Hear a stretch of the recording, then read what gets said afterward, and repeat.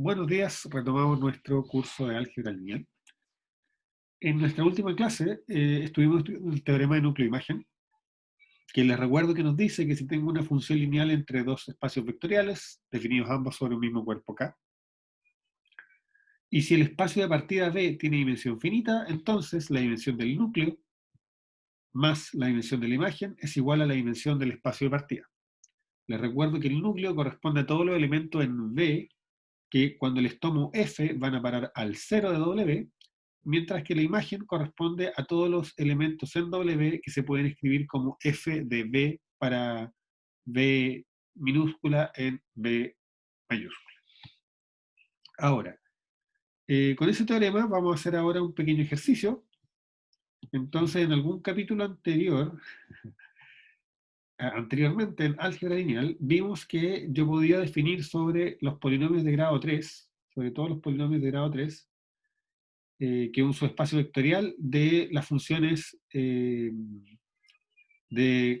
clase C1, eso quiere decir de las funciones diferenciables ya derivada continua. Y sobre este conjunto C1 nosotros habíamos definido el operador derivada, y en este caso, en particular, vamos a mostrar que la imagen a través de P3, perdón, a través de D de P3 es P2, es decir, los polinomios de grado 2. Y vamos a verificar que para este operador se satisface el teorema de núcleo-imagen. Miren, ahí hay un typo, ahí debería ser núcleo, no número. Bien, entonces, miremos.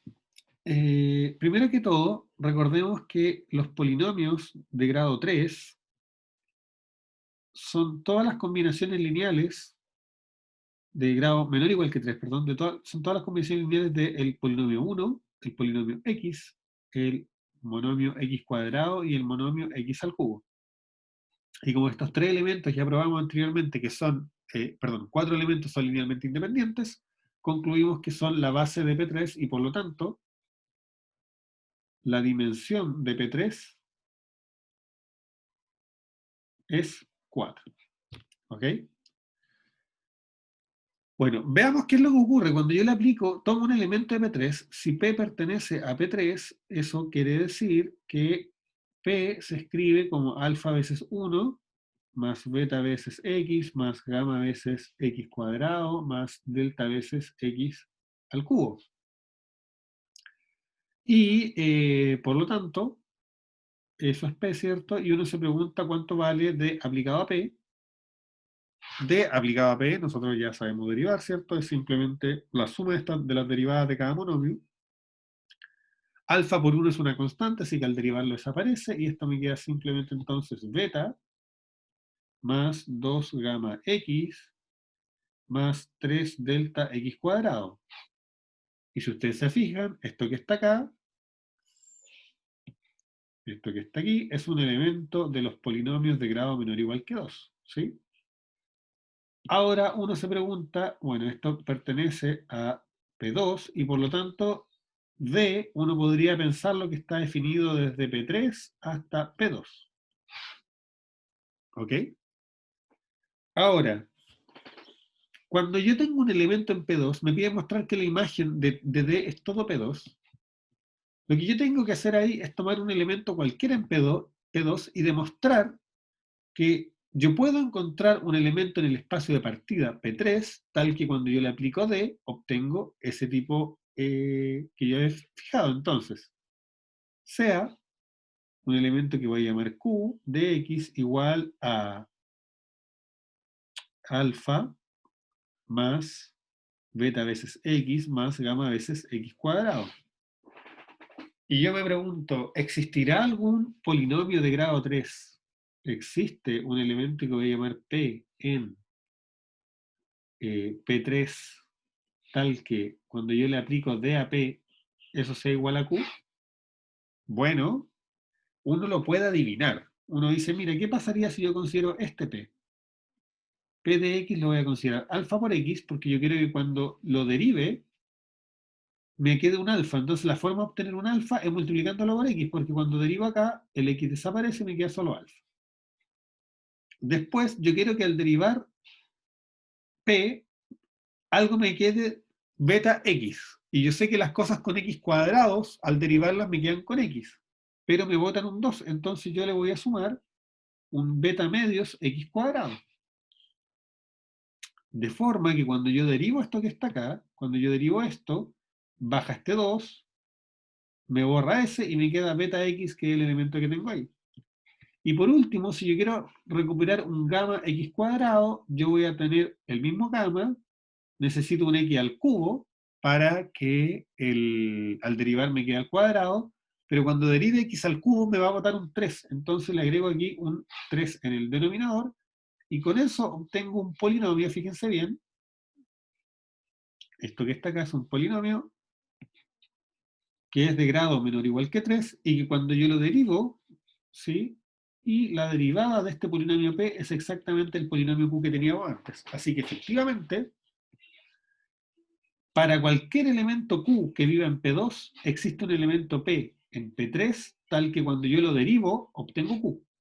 O sea, esto me dice que la imagen de D es todo P2. ¿Ya? Y P2, uno puede ver, ¿cierto? De la misma manera que P3 es de dimensión 4, P2 es de dimensión 3. ¿Qué nos dice esto? Esto nos dice, a ver, voy a hacer una raya aquí, y seguimos acá arribita.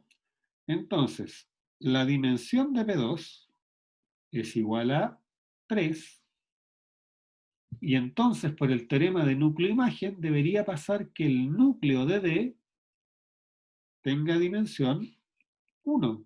¿Por qué? Porque yo tengo que la dimensión del Kerr más la dimensión de la imagen tiene que ser igual a la dimensión del espacio de partida, que es 4.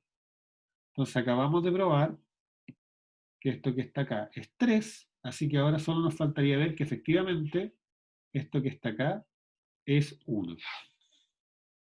Sin embargo, uno se pregunta, ¿cuáles son los elementos de P3 que cuando yo los derivo van a parar a 0? Bueno, nosotros ya vimos antes que los elementos que yo puedo derivar y van a parar a 0 tienen que ser elementos que solamente sean constantes, ¿sí? Entonces no es nada difícil darse cuenta que el kernel de D no es otra cosa que el generado por el vector 1, por la función 1. ¿Por qué? Porque si yo tengo cualquier otro elemento, si yo tomo cualquier elemento que tenga una componente de esos de acá, cuando yo lo derivo, esto no se va a 0, esto se va a 1, esto se va a 2x y esto se va a 3x cuadrado. ¿Ok? Y como el núcleo está generado por un vector, esto implica inmediatamente que su dimensión es igual a 1. Así que es cierto, en este ejemplo verificamos el teorema núcleo-imagen, ¿sí? Porque eso está bien. 1 más 3 es igual a 4. O sea, efectivamente la dimensión del núcleo más la dimensión de la imagen es igual a la dimensión del espacio de partida. Ok, continuamos. Entonces ahora vamos a probar esta proposición número 34, que nos dice que la inyectividad de una función lineal, entonces, se puede caracterizar de varias formas. Entonces le damos el enunciado completo. Vamos a tener f, una función lineal entre dos espacios vectoriales, definidas sobre un mismo cuerpo K. Y vamos a decir entonces que f inyectiva equivale a que el Kerr de f sea solo el 0, que cuando yo tengo una familia LI en B, eso es equivalente a que la familia de las imágenes sea LI en la imagen de f, y va a ser equivalente también a que si yo tengo una base de B, entonces sus imágenes son una base de la imagen de f. Entonces acá lo que tenemos que hacer es probar 4 equivalencias. Tenemos que probar que f es inyectiva a esto, que esto es equivalente, perdón, que f inyectiva es equivalente a esto, que esto es equivalente a esto, que esto es equivalente a esto. ¿Sí? Lo vamos a hacer de la siguiente manera. Vamos a probar que si f es inyectiva implica esto, que esto implica esto, que esto implica esto, y finalmente vamos a probar que ahí tenemos dos opciones. Podemos hacer que esto implica esto de acá, o que esto implica esto, y después probar que esto implica esto de acá. ¿Sí? O sea, esencialmente podemos probar que f inyectiva es equivalente a que el núcleo sea solo el cero, y después hacemos una cadena de implicancia entre estas tres. Esa es la alternativa que vamos a tomar. ¿Por qué? Porque es la ruta más fácil. Entonces, primero mostremos que f inyectiva, si y solo si el ker de f es igual al cero. Noten algo, ¿ah? ¿Qué cosa es el ker de f? El ker de f es la preimagen del cero. ¿Sí? Eso es el ker, por definición. Y lo voy a anotar así. Borramos esto. Así mejor. Ops. El ker de f es la preimagen del cero. Y cuando yo tengo una función inyectiva, la preimagen de cualquier elemento es un singleton. Entonces, que f sea inyectiva implique que el kernel es igual a cero, es directo a la definición, es parte de lo que sería ser inyectiva para cualquier tipo de función y en cualquier punto. ¿Ok? Entonces esa implicancia es súper fácil. La que es más interesante es para el otro lado.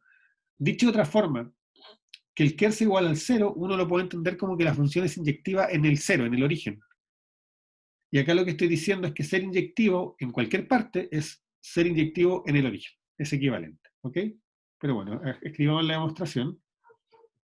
Entonces, si yo sé que f es inyectiva, quiero demostrar que el kernel es solo el cero. Entonces, tomemos un tipo f b que pertenezca al kernel de f. Eso significa que f de b es igual a cero. Pero por otro lado, nosotros sabemos que siempre para toda función lineal f de 0 es igual a 0. Y entonces lo que estoy diciendo acá, esas dos cosas juntas me dicen que f de b es igual a f de 0. Pero mi hipótesis en esta parte es que f es inyectiva. Y cuando yo tengo que dos imágenes son iguales para una función inyectiva, eso me implica que las preimágenes también lo son. O sea que b es igual a 0, que es lo que uno quería mostrar. Que si tomaba un elemento cualquiera en el kernel, tomo un elemento cualquiera en el kernel, termino probando que ese elemento es igual al 0. Por lo tanto, el kernel solo tiene al 0. Perfecto. Tenemos esa demostración, esa implicancia. Para el otro lado ahora, esto es más interesante. Entonces ahora yo quiero mostrar que si f de b es igual a f de b tilde, eso implica que b es igual a b tilde. Eso es lo que hay que demostrar, por demostrar que eso es la inyectividad. Cuando yo tomo dos elementos que tienen la misma imagen, termino probando que en realidad eran el mismo elemento. Ahora, ¿qué es lo que ocurre? Si f de b es igual a f de b tilde, por linealidad, fíjense bien que esto es lo mismo que decir f de b menos f de b tilde igual 0, y eso es lo mismo que decir por linealidad que f de b menos b tilde es igual a 0. Ah, pero cuando yo tengo escrito esto así, me digo, mira, tengo un elemento que cuando le calculo f va a parar a 0, así que ese elemento tiene que vivir en el kernel. Si b menos b tilde, ese elemento tiene que estar en el ker de f, pero el ker de f es igual al singleton 0. O sea, b menos b tilde es igual a 0, porque es el único elemento que está en el ker, y eso es lo mismo que decir b es igual a b tilde. Así que efectivamente, si yo sé que las imágenes,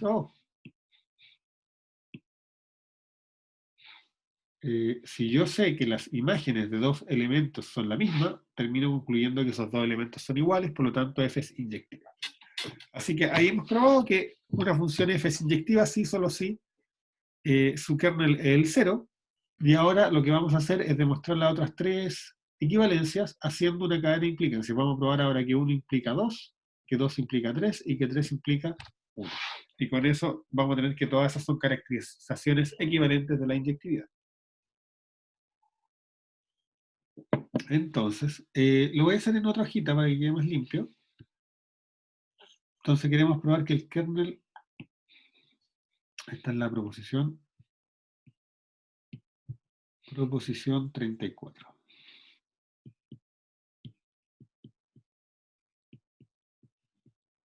Entonces ahora queremos probar que 1 implica 2.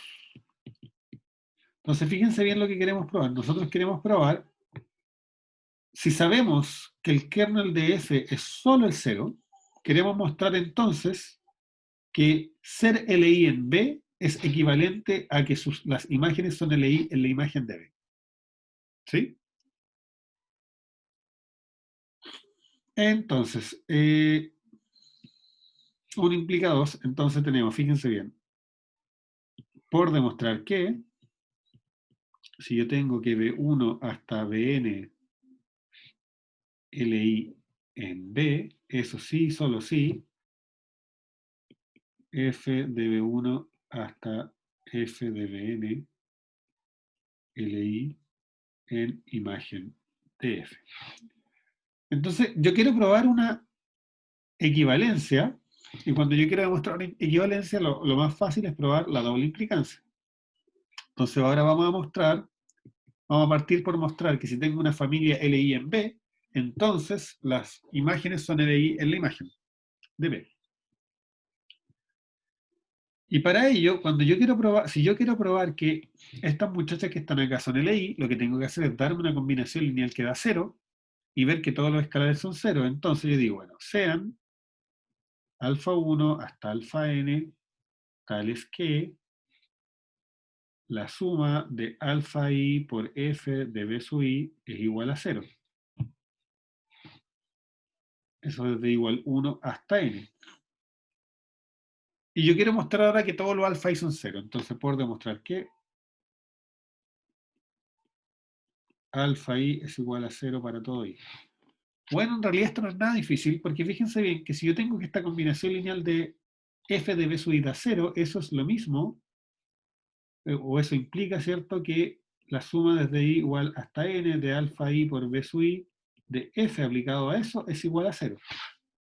¿Sí? Por linealidad, cuando yo tengo una combinación lineal de f de b, yo puedo decir eso lo mismo que f de la combinación lineal de los b. Y ahora, cuando yo tengo esto escrito así, me digo, ah, pero momento, resulta que tengo aquí un elemento que yo podría llamar b, que cuando yo le aplico f va a parar a 0. Así que este elemento tiene que vivir en el kernel.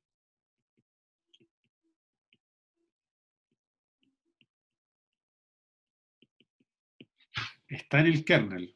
¿Sí? Es igual a 0. Y ahí me digo, ah, pero momento, resulta de que, perdón, esto está en el kernel, y ahora yo sé que el kernel es solo el 0. Estaba saltando un paso. Por lo tanto, eso me dice que la suma de los alfa i de sub i tiene que ser igual a 0, desde igual 1 hasta n. Y ahora, ¿qué es lo que yo sé? ¿Qué es lo que yo tengo? ¿Qué es lo que yo veo? Veo que tengo una combinación lineal de los b sub i que es igual a 0, pero yo estoy ahora probando que esto implica esto. Así que mi hipótesis es que los b sub i son LI en B, ¿cierto? Pero, feo eso, pero b sub i, LI en B. Y si los b sub i son LI, eso implica entonces que si cuando yo encuentro una combinación lineal que me da 0, solo eso puede ocurrir si todos los alfa i son 0 para todo i igual 1 hasta n, que es justo lo que queríamos probar. Fíjense bien. Yo partí de esto, de una combinación lineal que me da 0 para los f de bi, y yo quiero mostrar que todos los escalares son 0. Y a lo que concluí era exactamente eso, por lo tanto, lo que acabamos de probar es que los f de b sub 1 hasta f de b sub n son LI. Bien, entonces acabamos de probar que esto implica esto. Ahora tenemos que mostrar de que si estos son LI, entonces esto también lo son.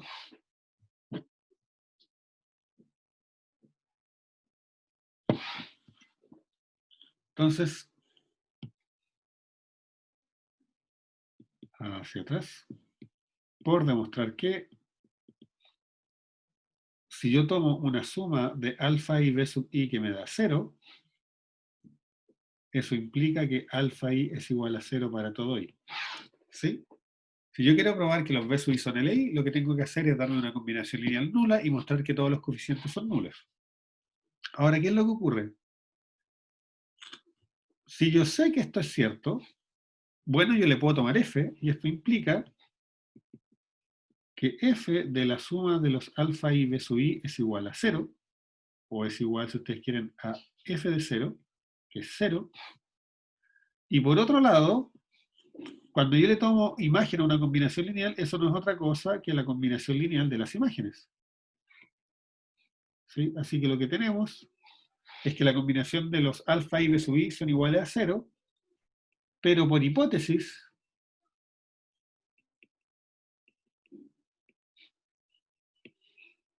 cuando yo miro los f de b1 hasta f de bn, son LI.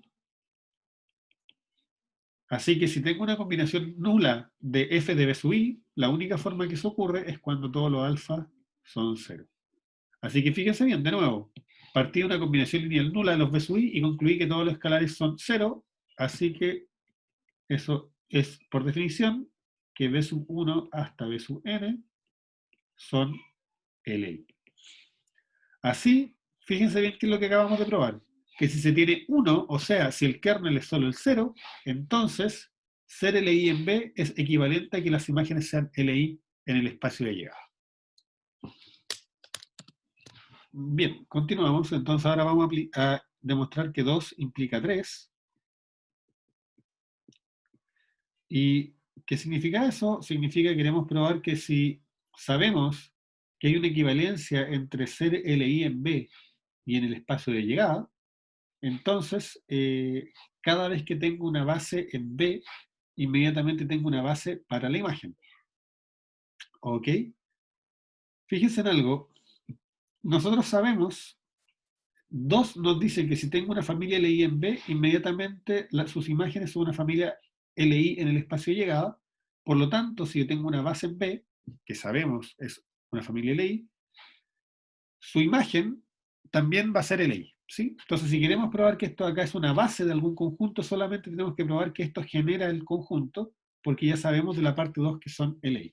¿Ok? Entonces, aquí queremos demostrar que si B1 hasta Bn base de B, eso implica que f de B1 hasta f de Bn son base de la imagen de f. Entonces, en efecto,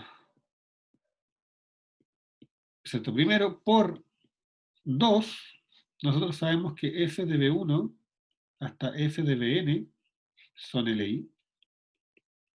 Es lo que acabamos de probar, que si tengo una familia LI en un lado, inmediatamente tengo una familia LI en el espacio de llegada.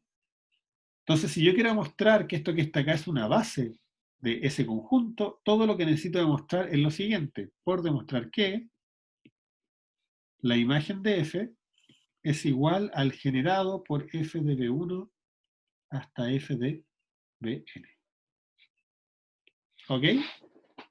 En realidad, la demostración de eso es muy sencilla. ¿Por qué? Porque si yo tengo un W que vive en la imagen de f, por definición, eso solo puede ocurrir si existe algún B en B, tal que f de B sea igual a W. Pero yo tengo una base para B, pues. Entonces, yo sé que B lo puedo escribir como la suma de algunos lambda sub i por B sub i, desde igual 1 hasta n. Y eso implica que f de B es igual a f de la suma de los lambda i por W sub i, perdón, por B sub i, y eso es igual por linealidad a la suma de los lambda i por f de B sub i. ¿Sí? Desde 1 hasta n, desde 1 hasta n. O sea, fíjense bien, f de b no era otra cosa que w, así que w lo puedo escribir como la suma desde igual 1 hasta n de lambda i por f de b sub i. O sea, justamente, cualquier elemento que yo tomo en la imagen de f es una combinación lineal de los elementos que están aquí. Por lo tanto, esto que está acá está incluido en este generado. Pero como estos tipos todos están incluidos en la imagen de F, y la imagen de F es un subespacio vectorial, inmediatamente el generador de ellos también. Entonces la otra inclusión se tiene gratis. ¿Sí? La parte relevante era mostrar que justamente todos los elementos en la imagen se podían generar a partir de una combinación lineal de los que está acá, y eso es lo que acabamos de hacer. Así que efectivamente, si se tiene 2, también se tiene 3. Bien, continuamos. Entonces, ahora queremos probar que 3 implica 1, y eso significa que queremos probar que el kernel de F es solo el 0. Entonces, para ello nos vamos a dar un B cualquiera en el kernel y vamos a mostrar que ese B es igual a 0. Entonces, si yo tomo un B cualquiera en el kernel, yo sé que eso significa que F de B vale 0, pero por otro lado, también sabemos de 3 que si yo tengo una base en B, también inmediatamente tengo una base en la imagen de F. Ahora, fíjense bien que si B está en el kernel de F, que es un subconjunto de B, por lo tanto, yo tengo que B se tiene que escribir como la suma desde i igual 1 hasta n de lambda i por B sub i para algunos lambda sub i. No sé cuáles.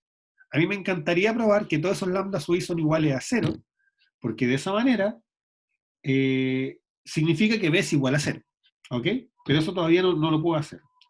Lo que sí sé es lo siguiente, fíjense bien. Como tengo esta descripción para B y F es lineal, eso implica que F de B es igual a la suma, perdón, bueno, es igual a F de la suma de los lambda sub i por B sub i, desde i igual 1 hasta n, y por linealidad, eso es igual a la suma desde i igual 1 hasta n de lambda sub i F por B sub i. ¿Ok? Y ahora fíjense bien lo que tengo. Tengo que F de B es igual a esto que está acá, pero por otro lado, yo sé que F de B es igual a 0. O sea, esto que está aquí es igual a 0. Escribámoslo acá. Entonces eso implica que la suma de los lambda sub i, F de B sub i, desde igual 1 hasta n, es igual a 0. ¿Ok? Y ahora, ¿qué es lo que nosotros sabemos? Nosotros sabemos que estos B sub i son base, y por lo tanto, estos que están acá también son bases. Pero si estos son bases, en particular son LI, entonces tengo una familia LI y tengo una combinación lineal de esa familia que me da 0. Así que eso implica que todos los lambda sub i son iguales a 0. Pero si todos los lambda sub i son iguales a 0, eso implica que la suma de lambda sub i por B sub i es igual a 0. O sea, B es igual a 0, que era justamente lo que queríamos probar. Así que con eso queda la demostración de que 3 implica 1, es decir, si yo llevo una base en una base, inmediatamente eso me dice que mi función f es inyectiva. Bien, con eso terminamos la demostración de la proposición 34. Bien, continuamos y para terminar con la clase de hoy vamos a probar la proposición 35, que nos dice que si yo tengo una función lineal entre dos espacios vectoriales y B tiene dimensión finita, entonces el rango de F, que es otra forma de decir la dimensión de la imagen de F, es igual a la dimensión de B si solo si F es inyectiva. O sea, ahora vamos a caracterizar la inyectividad con la dimensión de la imagen. Ahora, la demostración es muy sencilla, entonces vamos a escribir simplemente, recordemos que el rango de una función lineal no es otra cosa que la dimensión de su imagen. Recuerden que la imagen es siempre espacio vectorial. Si B tiene dimensión finita, entonces la imagen también tiene dimensión finita y podemos hablar de su dimensión. Y a esa dimensión le vamos a llamar rango. Ahora, ¿qué es lo que ocurre? Nosotros sabemos que cuando hay dimensión finita se satisface el teorema de núcleo de imagen.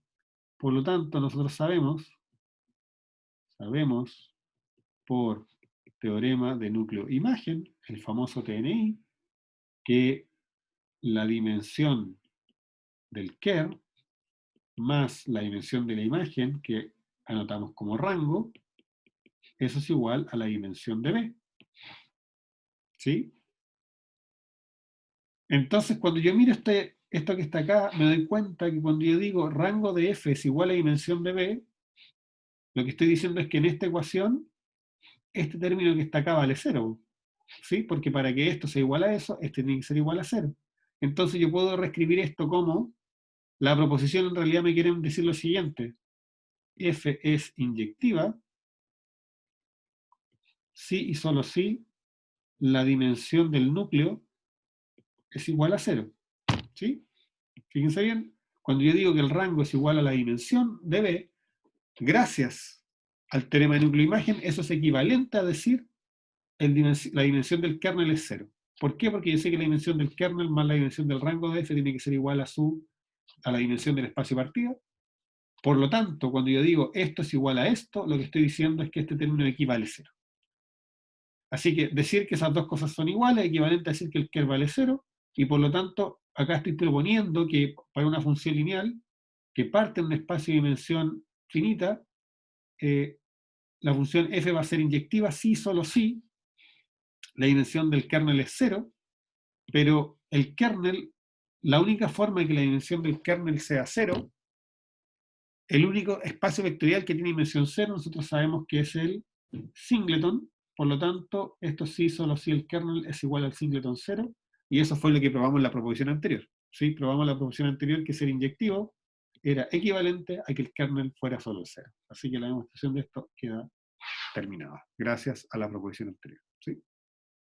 Así que esta proposición en realidad es un corolario de la proposición anterior más el teorema de núcleo-imagen.